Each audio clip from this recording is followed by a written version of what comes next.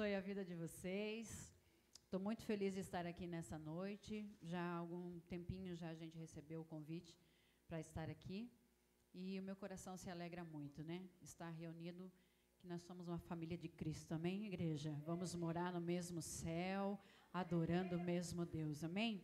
Eu quero louvar a Deus pela vida da pastora Mislaine, do pastor Jean. Nós passamos um processo aí juntos, né? Que marcou a nossa vida, que foi o processo do pastorado. E foram muitas experiências compartilhadas, né? Foram muitos momentos compartilhados naquela Pompeia, né? Meu Deus! Entrávamos chorando, saíamos mais chorando ainda, né? Porque o Senhor nos estreitou, o Senhor nos apertou, mas o Senhor nos aprovou. Glória a Deus, aleluia. E eu quero externar a minha gratidão à vida de vocês por esse convite. Irmã Magali, que Deus abençoe muito a sua vida, viu? Não pôde estar conosco por problemas de saúde, mas está aqui e, pelo que se eu não ouvi mal, você está transplantada, é isso? E por que a gente faltou no culto de quinta, irmãos? Por que a gente faltou no culto de domingo? A irmã está recém-transplantada e está aqui regendo o grupo do círculo de oração. E a gente não vai no culto de preguiça, de canseira. Deus abriu a porta do emprego e agora a gente não quer ir no culto de quinta porque está cansado. Cutuca a irmã que está do teu lado e fala para ela, fala para ele, para de preguiça, irmã. Para de preguiça, irmão. Aleluia. Tem mais alguém semi-transplantado aqui? Não, irmãos, está tudo bem com a sua saúde? Tá tudo bem, você tá andando, tá vivo. Faz assim, ó. Respira. Tá bom o pulmão?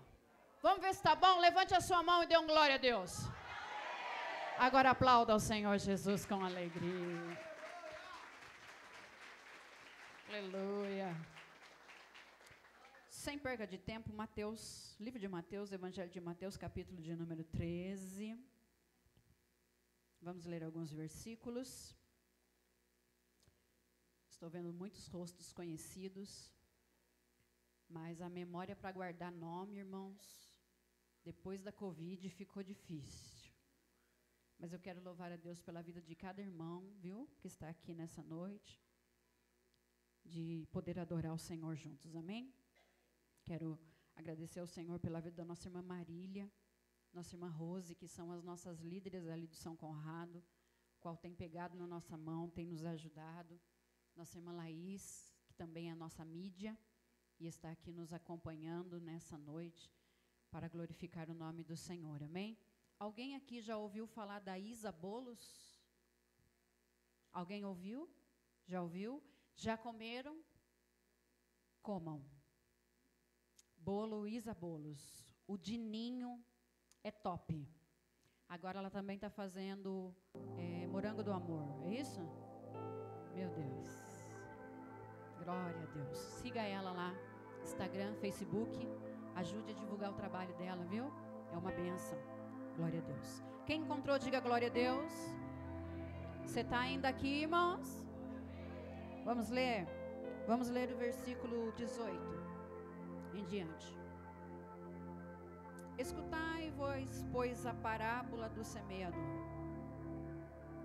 Ouvindo alguém a palavra do reino e não a entendendo, diga entendendo,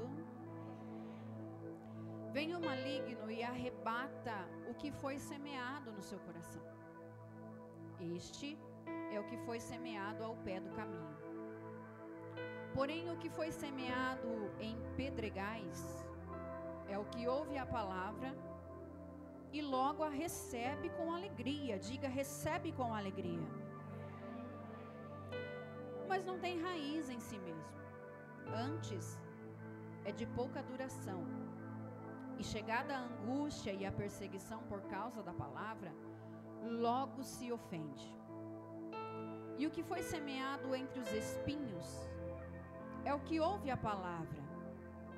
Mas os cuidados deste mundo e a sedução das riquezas sufocam a palavra e fica infrutífera. Mas o que foi semeado em boa terra é o que ouve e compreende a palavra, e dá fruto. E um produz 100, outro 60 e outro 30. Amém? Já foi orado por nós, pode tomar o seu assento, glorificando o nome do Senhor. Eu não quero me demorar, irmãos, só quero expressar alguma coisa aqui que o Senhor colocou em meu coração. Irmãos, nos tempos que nós estamos vivendo, a Bíblia fala que nós estamos já nos últimos períodos da igreja na terra, né? Já está se findando a igreja na terra, o tempo da igreja na terra. E daqui a pouquinho, irmãos, ainda que talvez nem termine esse culto hoje, nós vamos estar com Cristo na glória, adorando o nome do Senhor. E uma das coisas que tem sido banalizado, que tem acabado, não posso dizer em todos, eu não posso generalizar, porque eu louvo a Deus porque ainda existem igrejas que priorizam a palavra, mas ainda mesmo em tempos, nesses tempos que nós estamos vivendo, há igrejas, irmãos, que já não priorizam mais, que trazem muitos movimentos, que trazem muitas coisas para enfeitar o culto, e acabam esquecendo do ensino da palavra, acabam deixando o ensino da palavra de lado. Mas eu quero trazer a nossa memória nessa noite, irmãos, que a palavra ainda é muito importante para a vida cristã. A palavra ainda é o essencial para a vida cristã. Palavra e oração e jejum são coisas que não podem faltar na nossa vida cristã. Você pode falar isso para o teu irmão? Diga para ele: não deixe de amar a palavra. Olhamos para o ministério de Jesus. No livro de Mateus, capítulo de número 4, e o versículo de número 23, a Bíblia vai dizer que Jesus andava pelas sinagogas, ensinando o que, irmãos?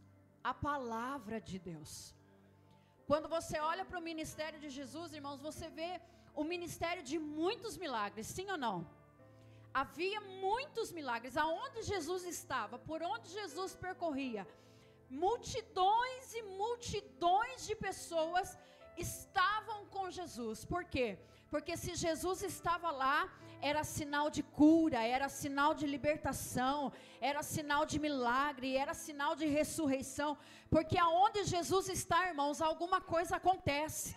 Mesmo, irmãos, que a gente não veja de olho nu, mas no mundo espiritual, alguma coisa está acontecendo, irmãos, porque a presença de Jesus, aonde Ele está, aleluia, há milagres, há profecia, há revelação, há, aleluia, sinais do Evangelho acontecendo.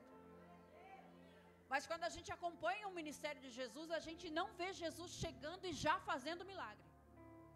A gente vê Jesus chegando e pregando a palavra. Aonde ele estava, ele arrebanhava multidões. Ele trazia consigo muitas pessoas. Mas o importante para ele, antes do milagre, era a pregação do Evangelho. Era a pregação da palavra. E a gente vai olhar a palavra de Deus, a gente vai examinar as escrituras, pastores que estão aqui. E a gente vê Jesus pregando o Evangelho do reino.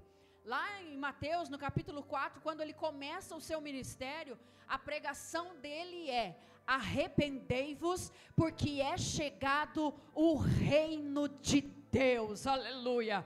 Ele estava em missão, ele ainda era 100% homem, ele ainda não tinha chegado à crucificação, mas ele já estava pregando, dizendo: já é chegado o reino de Deus, aleluia. E a maior pregação para nós, irmãos, a maior pregação para o cristão é essa: preparem-se, arrependam-se, porque já é chegado o reino de Deus, aleluia. Enquanto a multidão estava atrás de Jesus por milagres, havia alguns discípulos, 12, depois mais para frente 70, e ele foi só aumentando a categoria de discípulos. Mas o que eles queriam era aprender, porque Jesus chegava perante a multidão, contava a parábola e ia embora. E depois que Jesus chegava no particular, os discípulos diziam para ele: nos ensina a parábola. Mestre, conta para nós o que é que o Senhor quis dizer com esta parábola. Irmãos, e eu quero nessa noite trazer a sua memória, quando Jesus fala, quando Jesus vai falar sobre a parábola do semeador, ele vai falar sobre a semente. E a semente é o que, irmãos? A palavra. E um ponto importante aqui, ele vai começar dizendo que o semeador saiu a semear. Quem é o semeador? Aquele que prega a palavra, aquele que leva o evangelho. E quando nós estamos dizendo, e quando nós estamos falando de pregador, irmãos, nós não estamos literalmente falando sobre pregadores de púlpito, aqueles que são, que têm algum nome, aquele que é convidado para pregar nos cultos, nos congressos. Nós estamos falando, irmãos, de pregadores, aqueles que receberam o ID do Senhor e têm cumprido isso na íntegra.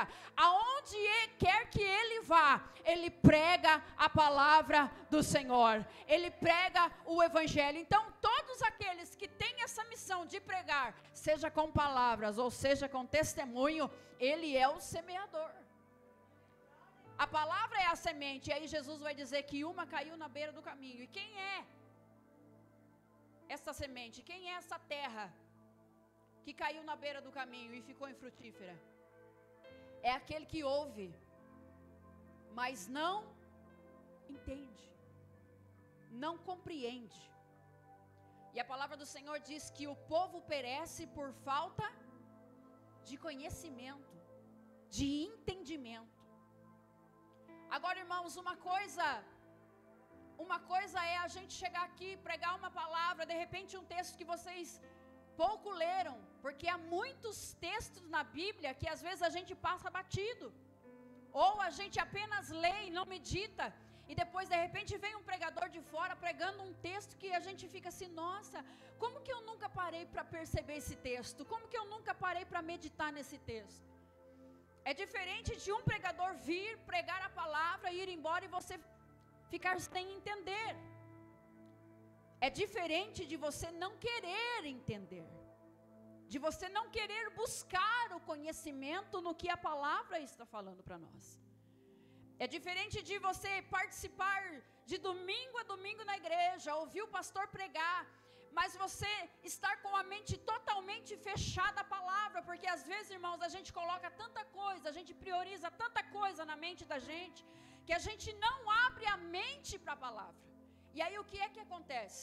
A gente vem, ouve a palavra, vai embora, e o diabo vem e leva a semente embora. E aí a gente sai do culto e a gente fala assim: o que mesmo que o pastor pregou?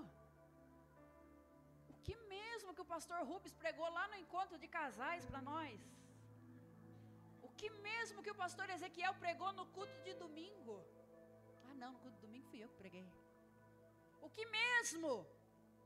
É a gente estar com a mente fechada, irmãos, não querer entender a palavra, não querer buscar o conhecimento da palavra. Irmãos, faça uma campanha de portas abertas, faça uma campanha de curas e milagres, faça uma campanha de libertação e você consegue encher a igreja.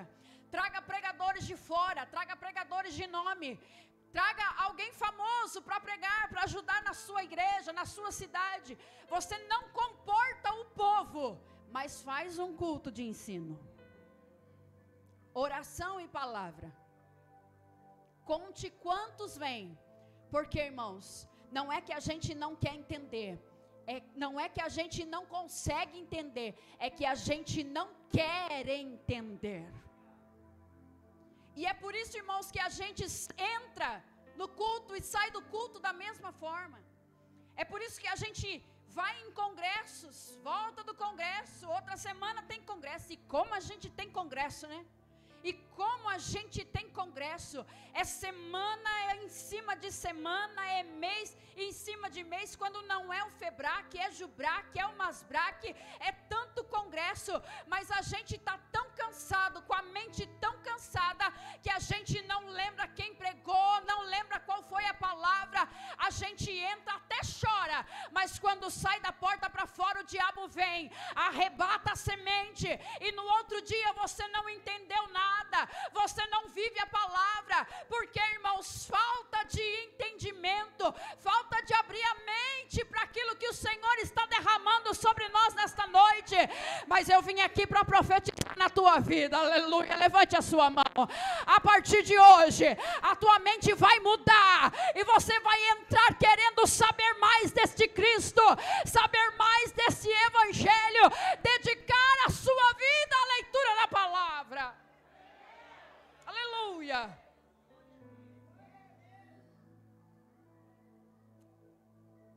O que Jesus sempre priorizou foi o ensinamento. Quando a gente vai ver o sermão da montanha, irmãos, o ensinamento foi tão extenso, que teve que separar para ele 3 capítulos.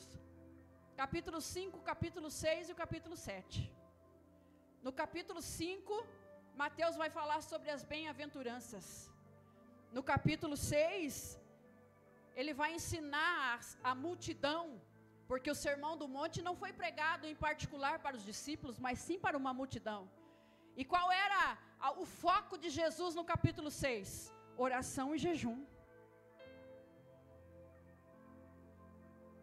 E quantos de nós que não ora mais, irmãos? Quantos de nós que perdemos para o tempo a oração? Eu levanto às 3 da manhã para trabalhar.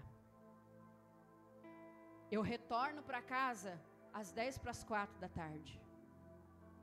Aí eu chego em casa, eu tenho casa para limpar, comida para fazer, tenho filhos para dar atenção, tenho marido para dar atenção, tenho igreja para cuidar. E se eu não tomar cuidado, eu não oro. Porque o meu tempo reduziu tanto, que se eu não decidir, eu quero orar, eu preciso orar. Se eu não chegar na minha casa, irmãos, colocar minha bolsa no sofá e ir direto para o quarto, sabe o que eu faço? Eu pego aquela xícara de café com leite, eu sento, eu pego o meu Instagram, eu abro e eu fico horas, eu fico horas, eu fico horas, eu fico horas, e Jesus está lá esperando. Cadê a oração? Cadê a meditação na palavra? Cadê, irmãos, o nosso tempo de qualidade para o Senhor? Aí vem Jesus, aleluia, Mateus escrevendo sobre o sermão da montanha, no capítulo 6, Jesus dizendo: vocês precisam orar, vocês precisam jejuar. E qual é a oração que Jesus vai ensinar? Entra no teu quarto, fecha a tua porta e ora ao teu pai que está em secreto, e ele te recompensará. Tempo de qualidade, irmãos. No capítulo 7, Mateus vai falar dos 2 caminhos, dos falsos profetas, vai falar dos alicerces. Olha quanta coisa boa Jesus está ensinando através da palavra. Quanta coisa para a nossa vida espiritual que Jesus está ensinando através da palavra, irmãos. O tema é semeando palavra e colhendo milagres. Você sabe o que é milagre, irmãos? Milagre é coisa sobrenatural. Milagre não é bênção. Eu recebi uma bênção. Qual foi a bênção? Uma porta aberta. Eu recebi uma bênção. Qual foi a bênção? Um carro novo. Eu recebi uma bênção. Qual foi a bênção? Eu ganhei tal coisa que eu precisava. Eu recebi um milagre. Qual foi o milagre? Eu fui curada do câncer. Eu fui curada da AIDS. Eu fui curada disso. Eu fui curada daquilo. Eu entrei doente, saí curado. Isso, irmãos, é sobrenatural. E é isso que Deus quer fazer para nós. Deus mudou? É o mesmo ontem, hoje e será eternamente. É palavra que diz, irmãos. Então, se Deus não mudou, irmãos, eu quero dizer para você: volte o teu tempo de qualidade com o Senhor, porque Ele sabe o que você precisa, e Ele tem para te dar muito mais além daquilo que você pensa, do que você imagina. Lá em Atos capítulo de número 8, a gente vai ver um homem chamado Filipe. que através do Espírito Santo, ele desceu para o deserto, e o Espírito Santo falou para ele assim: parei com esse carro aí. E quem estava indo no carro era um eunuco, e ele estava lendo um livro. Qual era o livro? Isaías. E a pergunta foi: entendes o que lê? E a resposta foi: como poderei entender se não há quem me explique? O que a gente aprende com isso, irmãos? Se eu não entendo sozinha, eu vou procurar a ajuda de quem sabe mais do que eu. Se eu não consigo sozinho, eu vou procurar alguém que seja mais sábio do que eu. Mas sabe o que nós estamos fazendo, irmãos? Estamos deixando o aprendizado do lado. Estamos buscando o caminho mais fácil na internet, irmãos, dos pregadores coaches deste mundo, dizendo para nós: você é o queridinho de Jeová, você, aleluia, não pode sofrer, você não pode isso, você não pode aquilo, você tem que ser abençoado. Mas a gente não vai para a palavra, irmãos, para ver o que a gente precisa fazer para ser abençoado. A gente não vai perguntar, aleluia, para Jesus, aonde eu estou errando, aonde eu estou falhando, mas a gente vai procurar as mensagens, aleluia, que massageiam o nosso ego. E o Senhor está dizendo: eu não vou amaciar o teu ego, porque eu quero que você aprenda, eu quero que você amadureça, eu quero que você seja um crente arraizado na palavra. A falta do conhecimento, a falta do interesse. Porque você pega alguém que prega a palavra, dá um sono. Você vai no culto de estudo, dá um sono. Você pega a Bíblia para ler, meu Deus, não dorme nem com calmante, mas pega a Bíblia para ler. E aí isso nos desmotiva. E o Senhor está dizendo: volta a ler, porque é através da palavra que vai gerar milagre na tua vida. Olha o versículo 20 do capítulo 13. Porém o que foi semeado em pedregais é o que ouve e recebe com o que, irmãos? Com alegria, mas não tem raiz em si mesmo. Antes é do que? De pouca duração. E chegada a angústia e a perseguição por causa da palavra, logo se ofende. Queridos, uma das coisas que a gente ensina, que a gente aprendeu e a gente ensina, quando a gente se converte ao Senhor, e a gente começa a observar a palavra, irmãos, a palavra vai confrontar a gente. Sim ou não? Ela vai mostrar onde é que está errado em nós. Ela vai mostrar para nós aonde é que a gente precisa mudar. Só que a Bíblia está dizendo que aquele coração de pedra, vamos dizer assim, ele até recebe, pastor Rubens, a palavra na hora com muita alegria. Ele vem para o culto, ele recebe a palavra, Deus falou comigo. Só que os dias vão passando. E como o coração dele é de pedra, é duro, a palavra, que é a semente, não consegue se enraizar. Por quê? Porque começa a ser confrontado pela palavra. Ele começa a ser confrontado pela palavra, porque, irmãos, diante da palavra não existe pecado. Nós somos pecadores arrependidos, mas quando a gente olha para a palavra, a gente se desvia do pecado. Então a Bíblia vai dizer que o coração de pedra ele até recebe, só que não tem profundidade. Então passam-se os dias, vêm as lutas e as perseguições, ele desiste. Aí quando a gente vai olhar, irmãos, sobre profundidade, quando a gente vai olhar, irmãos, sobre enraizar-se, sobre firmeza espiritual, lá no capítulo 7 de Mateus, Jesus vai contar sobre os 2 alicerces. E um deles, Jesus disse assim: o homem que lê a palavra, mas não pratica, é semelhante a um homem que edificou a sua casa sobre areia. Veio o vento, a tempestade bateu na casa e foi grande a sua queda. Por quê? Porque não havia firmeza.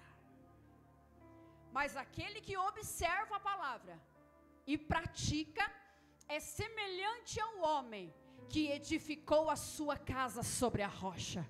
Bateu o vento, desceu a tempestade, bateu contra aquela casa, mas ela não caiu, porque estava alicerçada sobre a rocha. Aleluia. Irmãos, nesta noite eu quero que você abra o espaço no teu coração, para que a palavra seja enraizada dentro de você, e não importa a luta que vier, a perseguição que vier. Sabe por quê, irmãos?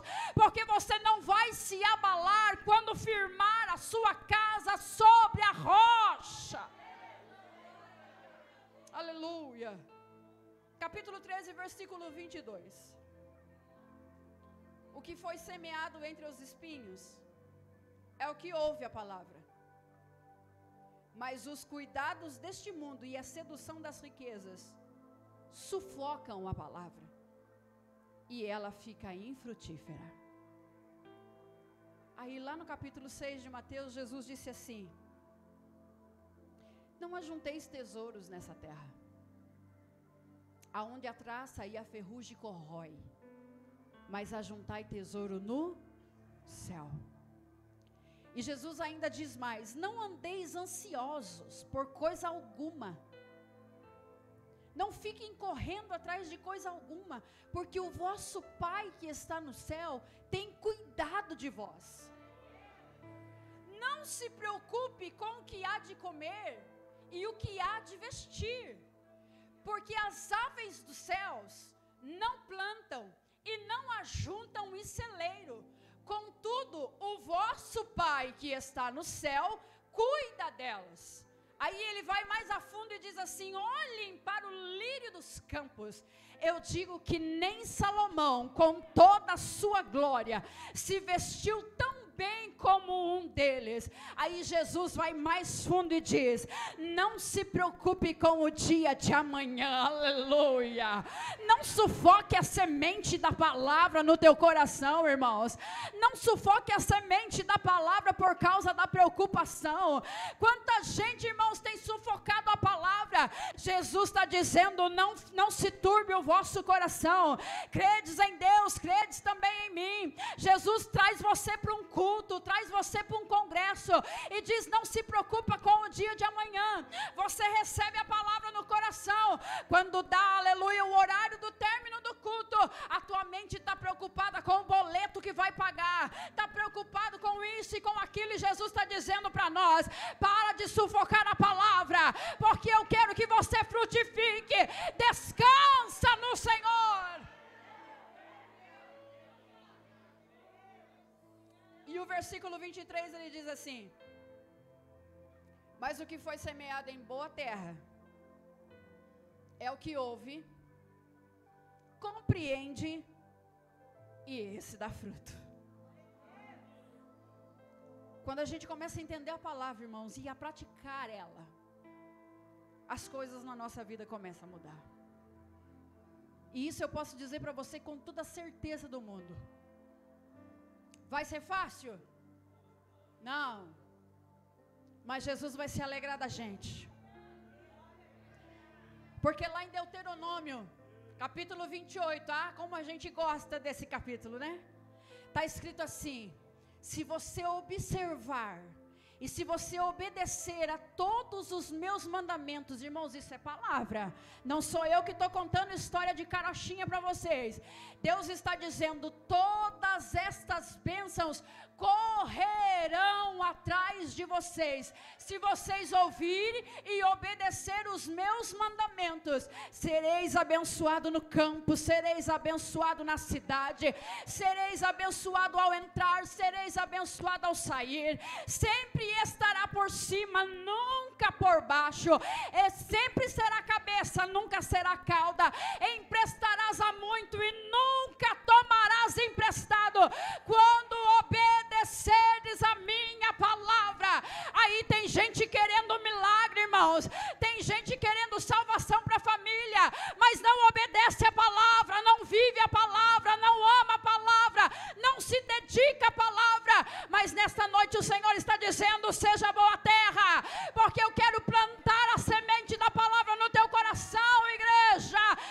você colha 100, 60 ou até 30, mas você vai frutificar na presença do Senhor.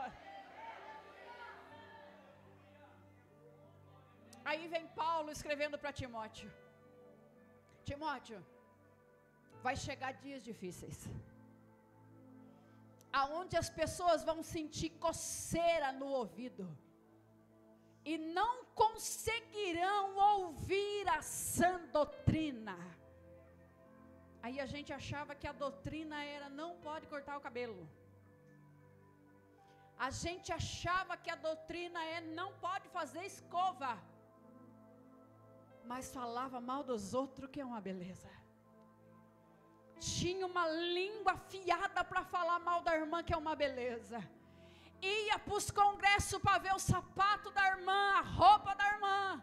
Só que hoje, irmãos, a palavra fez efeito na nossa vida, e a gente não olha para a doutrina, aleluia, como usos e costumes. Qual é a doutrina? Eu não adultero, eu não peco, eu não minto, eu vivo um evangelho cristocêntrico. Deus é o centro da minha vida, Ele é a minha plenitude, aleluia, eu coloco Ele em primeiro lugar, Ele é tudo para mim. Só que aí você vai pregar uma palavra de correção, de doutrina, e começa a coçar o ouvido, e a gente levanta, vai para o banheiro, a gente levanta, vai beber água, a gente não consegue parar. Sabe o que é isso, irmãos? É comichão.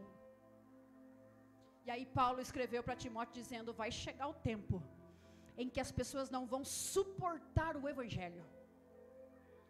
Mas Paulo vai dizer para ele assim: Timóteo, pregue em tempo, fora de tempo, quer ouçam, quer deixe de ouvir, aleluia. Porque, irmãos, porque é a palavra que vai mudar o nosso caráter, é a palavra que vai transformar a nossa vida. Então, queridos, a gente não tem que preencher o culto com peça, com teatro, com isso e com aquilo. Canta os louvores, mas deixa tempo para a palavra. Ouça a palavra, pregue a palavra, viva a palavra. Aí Paulo vai escrever aos Efésios dizendo sobre a armadura de Deus. Bota o capacete da salvação. Coloca a couraça da justiça para proteger o coraçãozinho aí. Coloca o cinto da verdade, porque aonde há o evangelho não existe mentira. Calça os sapatos da preparação do evangelho da paz. Levanta o escudo da fé. Só que eu quero dizer para você que tudo isso é proteção. Diga proteção. A única arma que se é usada para ataque é a palavra. Porque ninguém pode ir contra a palavra de Deus. Porque contra a palavra de Deus não há argumentos, aleluia. Tudo que a gente precisa está na palavra. Fique de pé.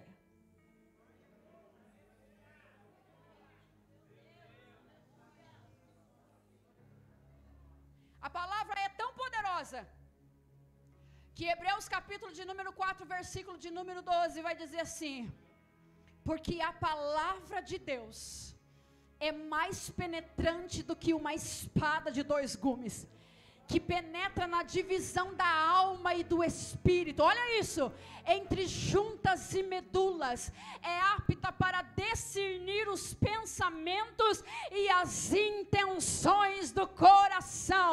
Aí você vai ler o versículo de número 13, está escrito lá: porque tudo que está oculto, Deus trará a sua luz. Por onde, igreja? Pela palavra. Nós não vamos desistir de pregar a palavra, nós não vamos preencher o nosso tempo com outras coisas, mas nós vamos pregar a palavra. A palavra traz arrependimento. Diga: a palavra traz arrependimento. Aí Deus chama Jonas e fala para ele: vai em Nínive pregar o quê? A palavra. Aí Jonas não vai para Tarsis. Aí Deus fala: você vai para Nínive. pega o peixe, engole Jonas e vai. Aí quando ele prega, o que acontece, irmãos? Arrependimento. Ninguém se arrepende com louvor. Ninguém se arrepende com peças de teatro. Ninguém se arrepende com coreografia. Mas com a palavra, arrependimento. Aí ele vai questionar a Deus dizendo assim: esse povo pecou e eu não queria vir pregar, porque eu sabia que eles iam se arrepender e o Senhor não ia destruir essa nação. A única coisa que faz Deus mudar de ideia, igreja, é arrependimento. Olha a falta de entendimento. A gente olha para a palavra e está escrito lá: Deus não é homem para que minta. E como que Deus se arrependeu? Porque Ele não mente pela sua própria pessoa. Ele não se arrepende do seu caráter, da sua palavra. Mas quando há um coração quebrantado, Ele volta atrás, Ele não traz juízo, aleluia. Ele traz misericórdia. Sabe por que temos adultérios dentro da igreja? Sabe por que temos fornicação dentro da igreja? Sabe por que os nossos púlpitos estão manchados com pecado? Porque não temos coragem de pregar a palavra. Porque enfeitamos a palavra. Porque Deus fala: pregue arrependimento. E a gente vem aqui e passa a mão na cabeça do crente para que ele volte no próximo culto. Mas eu quero dizer que a palavra não expulsa ninguém. A palavra traz arrependimento. A palavra traz arrependimento.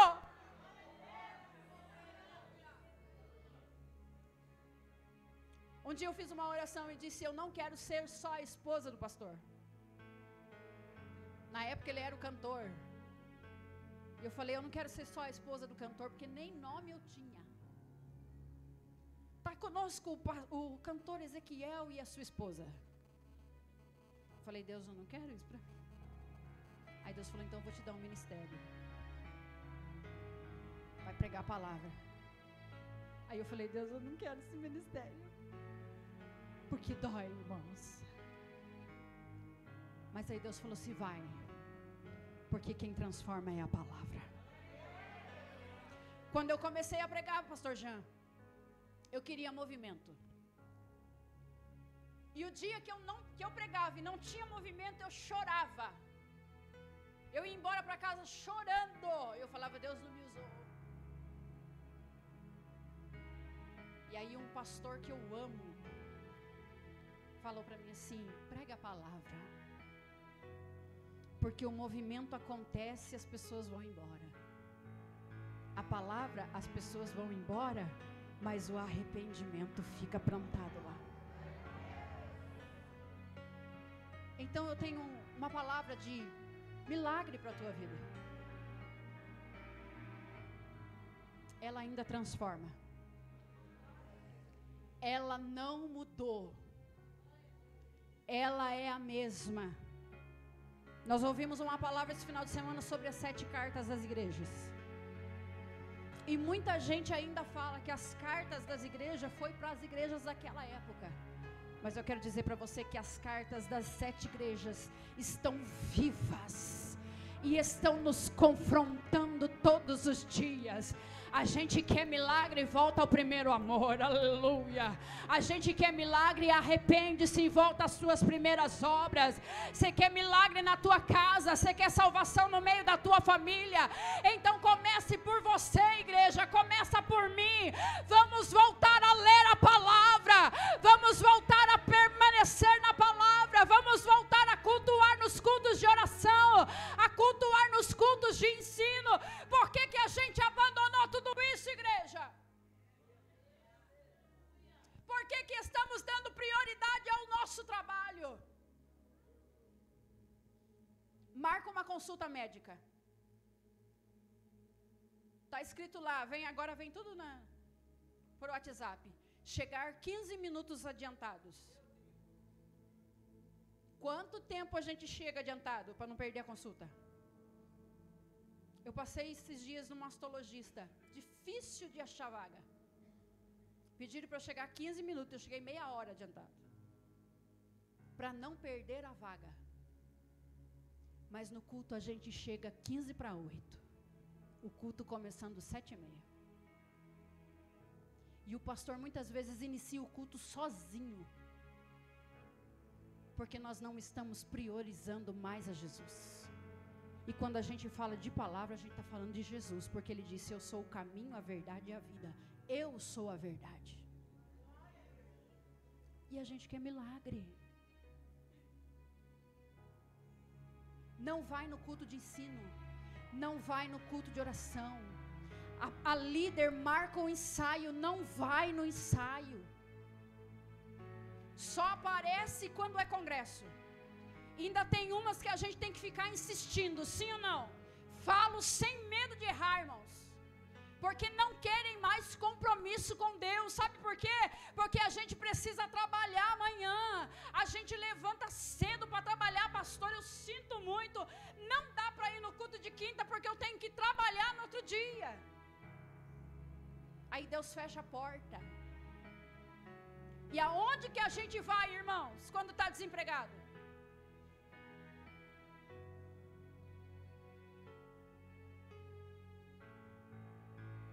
Tem saúde para vir para o culto.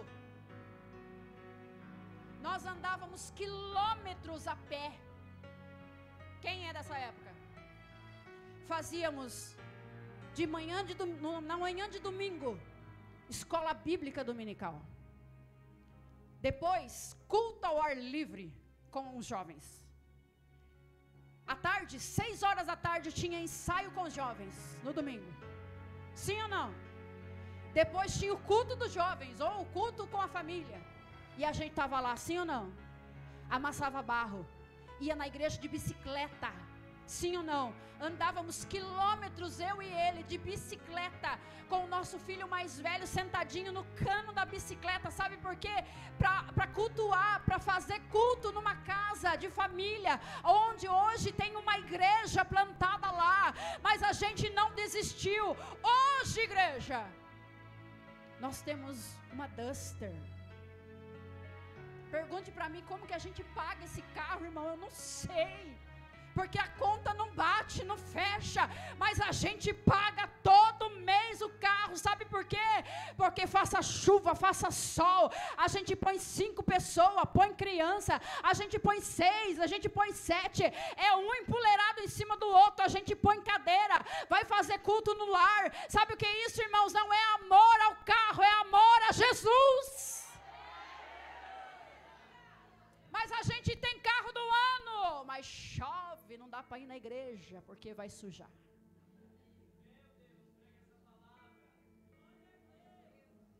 Nós somos empreendedores. Tem pessoa aqui que não tinha capacidade para ser trabalhar da limpeza. E você é empreendedora. E você é empreendedor.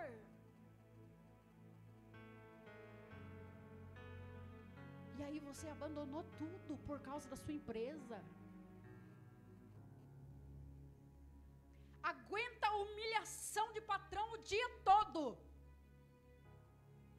Mas o pastor prega um sermão mais forte. Não vou no culto, porque o pastor só sabe pregar sermão. Isso, prega. O que estamos fazendo, irmãos? O que estamos fazendo? Lotamos os congressos, pastores. Lotamos os congressos. Mas o coração está carregado de mágoa. Por quê? Porque deixamos de observar a palavra que diz: se o teu inimigo te pedir algo de comer, dê algo de comer a ele. Se ele tiver sede, dê água para ele beber. Deixamos de observar a palavra que diz: se o teu inimigo te bater na tua face, dê a outra. Mas viramos crentes, irmãos, que queremos matar o nosso amigo de ministério, porque ele cresceu mais do que a gente. porque Ele foi pastor primeiro do que eu. E nós esquecemos do amor de Jesus, que na cruz olhou, aleluia, para eles e disse: Pai, perdoa-os, porque eles não sabem o que fazem. Retornemos ao primeiro amor, igreja. Eu esperava uma palavra de milagre, que é mais milagre do que transformação. Oremos. Coloque a mão no seu coração. Feche os teus olhos. Procure aí no fundo do teu coração o primeiro amor.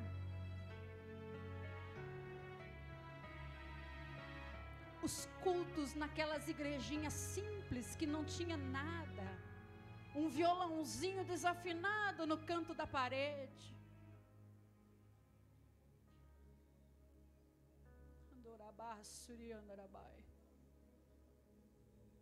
Quando você falava em mistérios, dobrava o joelho,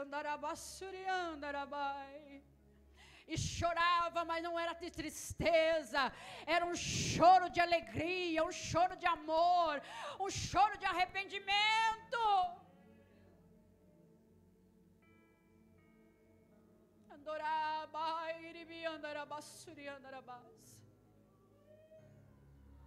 Reaviva a igreja, Senhor. Reaviva a igreja, Senhor.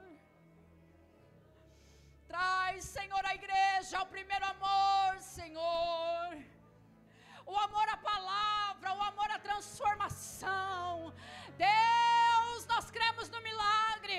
Nós cremos que o Senhor cura. Nós cremos que o Senhor liberta. Nós cremos que o Senhor ressuscita os mortos. Nós cremos, Senhor, que Tu és o mesmo ontem, hoje, eternamente. Nós é quem mudamos, Senhor. Então traz de novo o avivamento dentro dos nossos corações.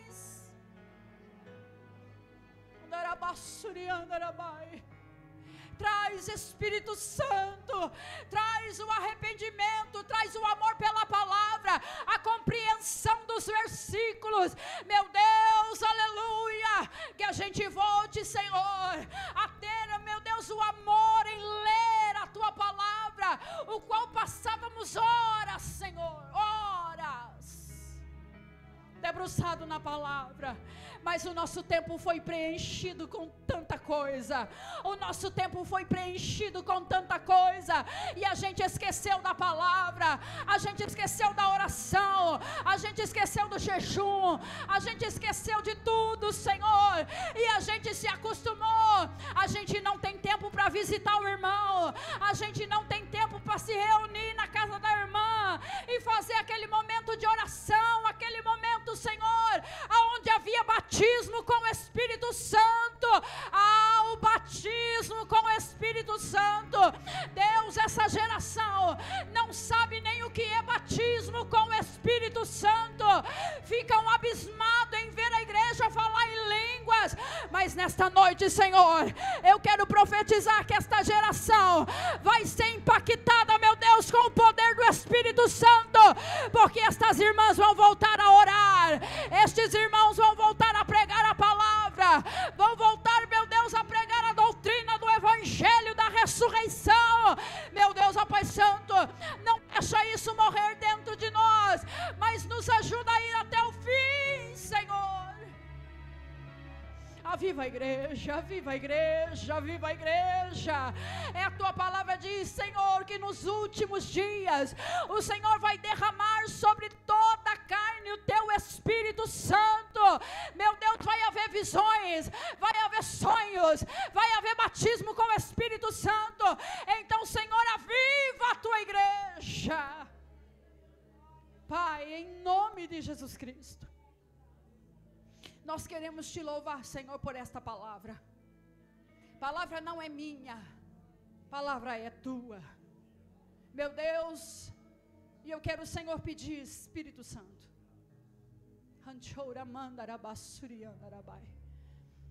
se houver alguém com câncer em nosso meio, pelo poder do Evangelho, que seja curado em nosso meio, Que venha se manifestar em nosso meio agora, Senhor, o poder do Evangelho. Curas e milagres. Meu Deus, se houver alguém, Senhor, meu Deus, com caroços no corpo, vai desaparecer em nome de Jesus. Se houver alguém em nosso meio que está esperando o diagnóstico médico, vai voltar na consulta e o médico vai dizer: você não tem nada, vai para casa. Seja livre, seja curado nessa noite, em nome de Jesus Cristo. Pai, se houver vícios em nosso meio, dá força, Senhor, ao teu servo. Restaura ele agora. Tira o vício. Tira, Senhor, o vício da pornografia. Tira, Senhor, meu Deus, o vício, Senhor, meu Pai Santo, do jogo. Tira, Senhor, o vício do álcool. Tira o vício do cigarro, Pai, em nome de Jesus Cristo. Porque o Senhor ainda liberta. Pai, em nome do teu Filho amado, eu quero declarar esta igreja abençoada pelo poder da tua palavra. Eu quero declarar esta igreja, Senhor, abençoada pelo poder da tua palavra. Você pode aplaudir Jesus? Aplauda mais forte.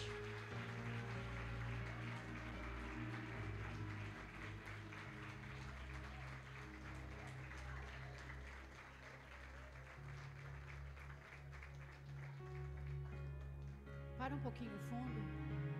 Cante assim comigo. Oh, meu Deus,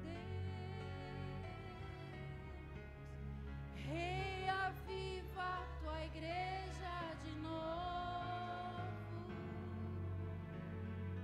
Faz a chama arder neste povo, como eram os primeiros. Quem lembra? Oh,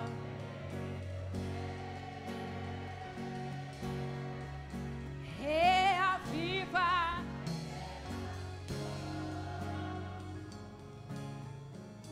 Faz a chama. Começando aonde, irmãos? Começando.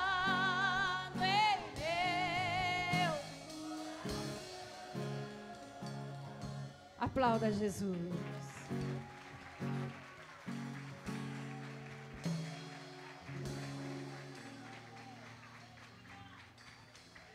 Glória a Deus, aleluia. Deus abençoe a sua vida, Patrícia. Deus continue te usando.